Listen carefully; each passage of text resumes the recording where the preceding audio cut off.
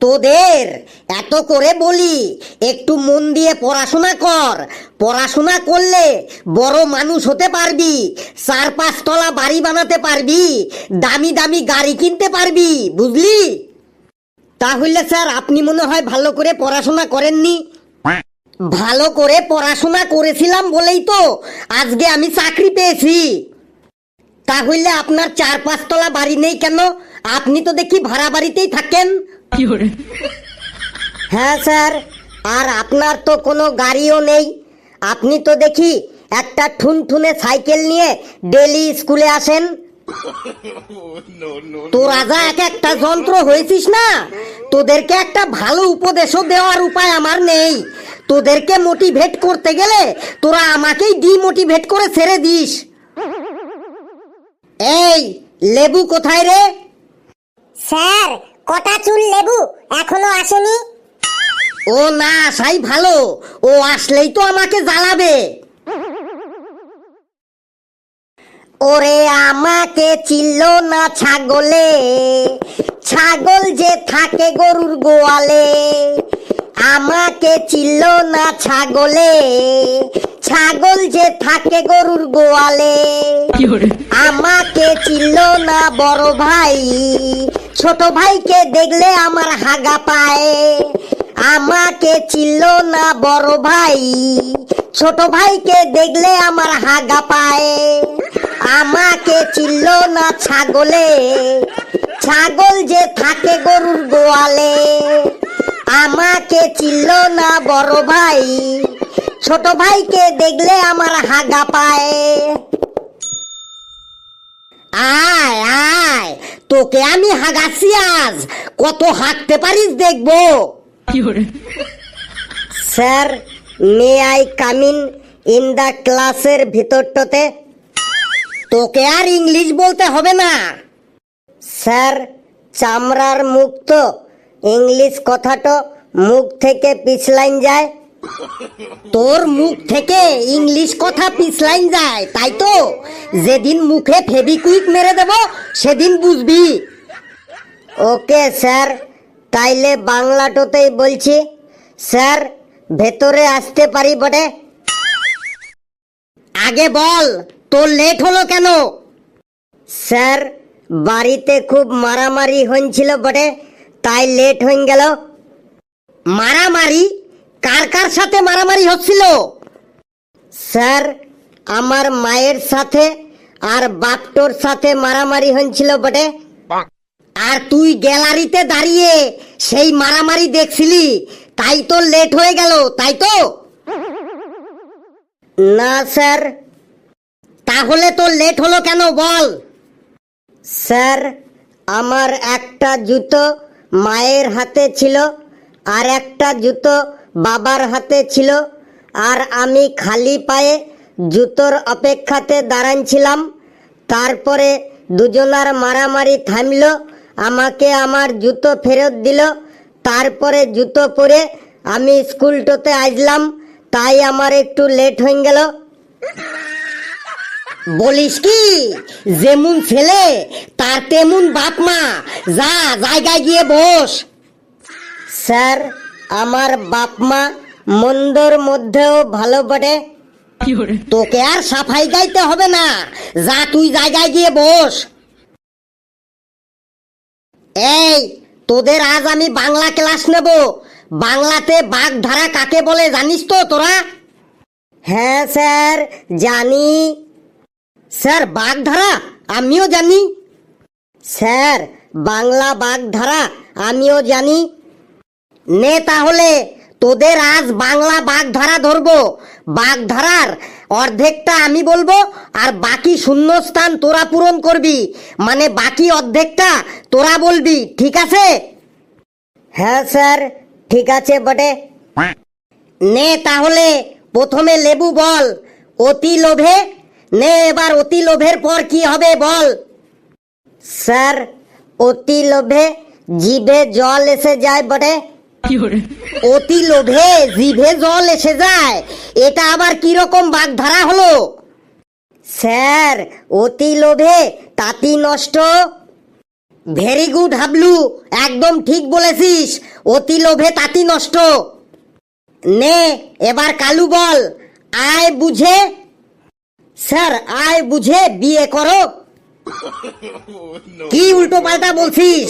ওটা আয় বুঝে বিয়ে করো না, ওটা হবে আয় বুঝে ব্যয় করো।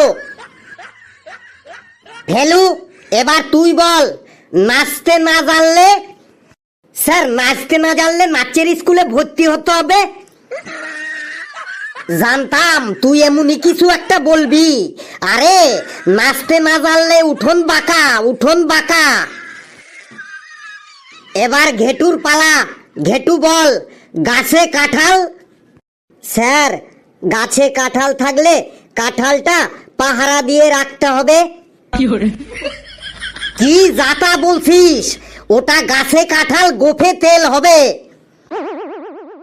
পেশি, তুই এবার বল, বাদরের গলায়। স্যার, টিউমার হয়েছে। কি সাংঘাতিক রে!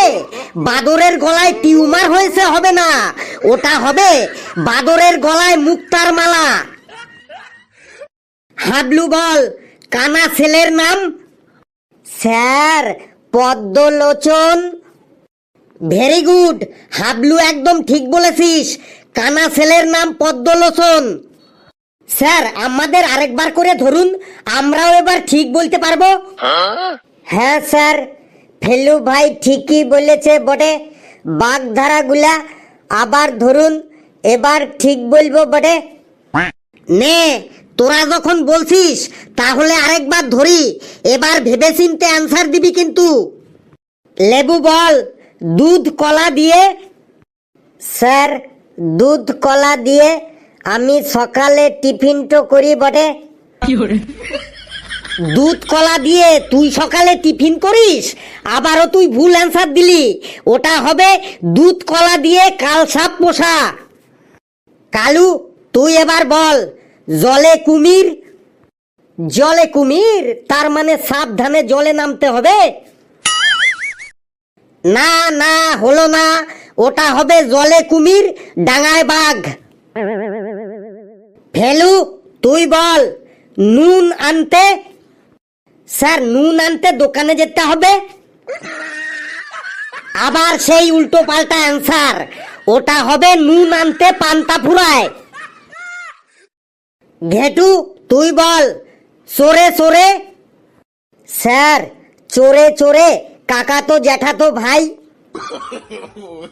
তুই কোথায় দেখেছিস চোরে চোরে কাকা তো জ্যাঠা তো ভাই? ওটা হবে চোরে চোরে মাস্তুতো ভাই। স্যার, আমাদের পাড়াতে দেখেছি, আমাদের পাড়াতে দুটো চোর আছে, ওরা দুজন সম্পর্কে কাকাতো জ্যাঠাতো ভাই হয়। তোদের পাড়াতে দেখলে তো হবে না, যেটা বইতে লেখা আছে সেটা বলতে হবে। চোরে চোরে মাস্তুতো ভাই হয়, বুঝলি? এবার পেশি বল, সুসো মেরে। স্যার, ছুঁচো মেরে বিড়ালকে খাওয়াতে হবে।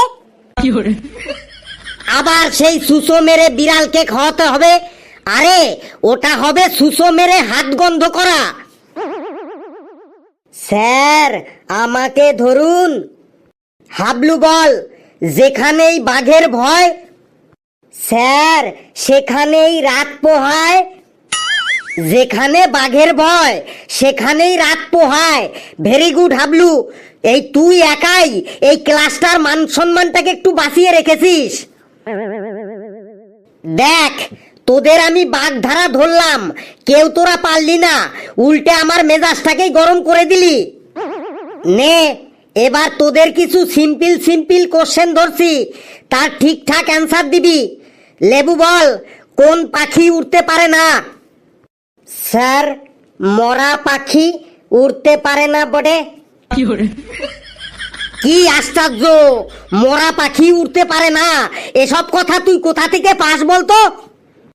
স্যার, পেঙ্গুইন পাখি উড়তে পারে না। একদম ঠিক বলেছিস হাবলু, পেঙ্গুইন পাখি উড়তে পারে না। কালু বল, গরুর বাচ্চাকে বলে বাছুর, তাহলে শিয়ালের বাচ্চাকে কি বলে বলতো? স্যার শিয়ালের বাচ্চাকে বলে শ্বশুর। শিয়ালের বাচ্চাকে শ্বশুর বলে? এটা তুই কোন লজিকে বললি বল? স্যার লজিক টজিক কিছুই না, আমি ভাবলাম গরুর বাচ্চা যদি বাছুর হয় তাহলে শিয়ালের বাচ্চা শ্বশুরই হবে। চুপ, একদম চুপ, আর একটা কথাও তুই বলবি না। হাবলু, শিয়ালের বাচ্চাকে কি বলে রে? স্যার শিয়ালের বাচ্চাকে শিয়াল শাবক বলে। Very good, excellent. স্যার এবার আমি বলবো? না, তুই কথা বললেই আমার প্রেসার বেড়ে যাবে, তুই সবার লাস্টে বলবি। ঘেটু, তুই বলতো আমরা কি জন্য খাবার খাই? স্যার আমরা হাগু করার জন্য খাবার খাই। কি বললি? আমরা হাগু করার জন্য খাবার খাই? এই কে আছিস, আমাকে ধর, না হলে কিন্তু একটা অঘটন ঘটে যাবে। পেশি, তুই বল ইতিহাস শব্দের উৎপত্তি প্রথম কোথা থেকে হয়েছে? স্যার ইতিহাস শব্দের উৎপত্তি বলছি, সে বহুকাল আগের কথা। একটা মুরগির সাথে একটা হাঁসের বন্ধুত্ব হয়েছিল। ওই হাঁসটি যখন মুরগিকে চিঠি লিখতো তখন চিঠির শেষে লিখতো ইতি তোমার হাঁস। তার থেকেই উৎপত্তি হয়েছে ইতিহাস। বাপরে বাপ, পেশি তুইও তো দেখছি এখন কারো থেকে কিছু অংশে কম যাস না। স্যার এবার আমাকে ধরুন। নে ধরছি। ফেলু, তুই পৃথিবীর এমন দুটো দ্রুতগামী বস্তুর নাম বল যার দ্বারা সব খবরাখবর সেকেন্ডের মধ্যেই সবার কাছে পৌঁছে যায়। স্যার দুটো দ্রুতগামী বস্তু হলো ইমেল আর ফিমেল। ইমেলটা না হয় বুঝলাম, কিন্তু ফিমেলটা কি বুঝিয়ে বল। স্যার ফিমেল মানে বুঝলেন না? বলছি স্যার, স্যার ফিমেল মানে মহিলা মানুষ। এই মহিলা মানুষের কাছে যদি কোনো কথা যায় তাইলে আর দেখতে হবে না, ইমেলের থেকেও সেকেন্ডের মধ্যেই সেই কথা একদম গোটা গ্রাম ছড়িয়ে পড়বে। তাই পৃথিবীর দুটো দ্রুতগামী বস্তু হলো ইমেল আর ফিমেল। বাহ বাহ বাহ, ভুল হোক কিন্তু উত্তরটা আমার খুব পছন্দ হয়েছে। এই ঘন্টা পড়ে গেল, এবার আমি যাই। পৃথিবীর মধ্যে সব থেকে দ্রুতগামী বস্তু ইমেল আর ফিমেল। আজ বাড়ি গিয়ে বউকে এটা বলতে হবে। বন্ধুরা ভিডিওটি কেমন লাগলো আপনারা জানাবেন, আর ভিডিওটি লাইক করবেন, যত পারেন শেয়ার করবেন, আর চ্যানেলটিকে সাবস্ক্রাইব করে আমাদের সাথেই থাকবেন। হাসতে থাকুন, সুস্থ থাকুন, যত বেশি হাসবেন তত বেশি সুস্থ থাকবেন, আর সকলে খুব খুব ভালো থাকবেন। আর পৃথিবীর মধ্যে সব থেকে দ্রুতগামী বস্তুর নামটা শুনলেন তো, ইমেল আর ফিমেল।